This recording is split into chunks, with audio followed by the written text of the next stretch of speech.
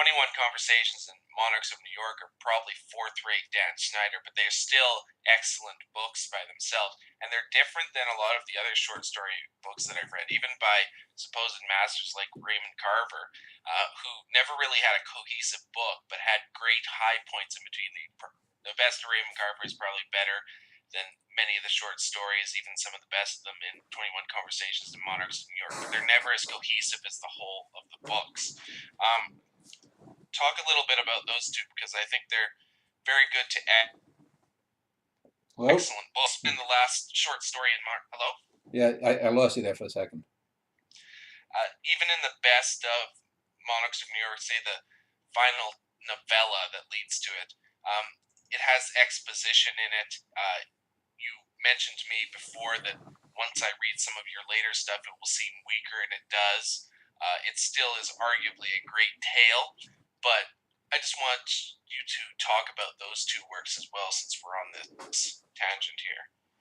I think you could make an argument that the 4 or 5 best Raymond Carver stories are better than uh, the best 21 Conversations. And I have another book called 21 More Conversations where I switch them around, the viewpoints and retell those stories.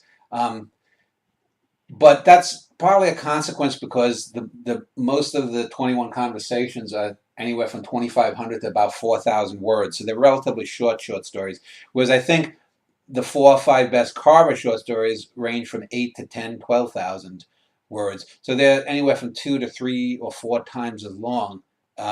So I would say that. I would say if you were to look though, even there on a paragraph by paragraph basis, I don't have some of the fat that even in his best short No. stories that I think Carver does. And also in just those 21 stories and 21 Conversations, I have a much broader range of spectrum of the human condition than Carver has in everything he ever wrote. Carver is sort of like Herman Hesse, and he's sort of like Kafka in that he has a very narrow range, sort of artistic losers who drink a lot.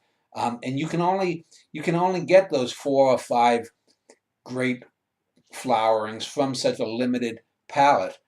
It Monica, seems like all the great short story writers were like that. Even Chekhov and Reynolds Price, they seem to have a type or style that they have. And Chekhov has hundreds of short stories, and if you read all of them, they kind of mirror into each other eventually. yeah, Monarchs of New York is one of those books that's it's not a gimmick book, but the idea was to have realistic short stories lead into a sort of realistic sci-fi slightly future middle stories that are a bit longer, and then to a science fiction novella. And it's sort of a doomsday thing, and it's interesting. It was an experiment, but I knew that that would it would be what it would be. I did that with some other later books. I have a book I think I've mentioned before called Helena Quinn Malley, based upon a woman I worked with at the supermarket who died at the age of 31 or 32 from some brain hemorrhage. And I do a similar thing where I she appears in only 2 or 3 small scenes in the book. Most of it's people remembering who she was. So it's a portrait of a character that we don't really see. It's sort of like Rebecca, the book Rebecca, but it's done even more so and in a different way, a more daring way than Du Maurier's Rebecca is. But again, that's a book that's a good, very good book. You could even argue excellent, um, and it's got great moments. But it's those kinds of books that you have to write. It's those kinds of works of art that you have to do on the way to becoming great in something. Even though I was a great poet, I wasn't yet a great novelist or a great fictionist. But there are a lot of, I'd say, out of the 21 stories from 21 Conversations, I'd say there are probably 8, 10, maybe 12 great short stories. Then the rest of them range from near great to very good.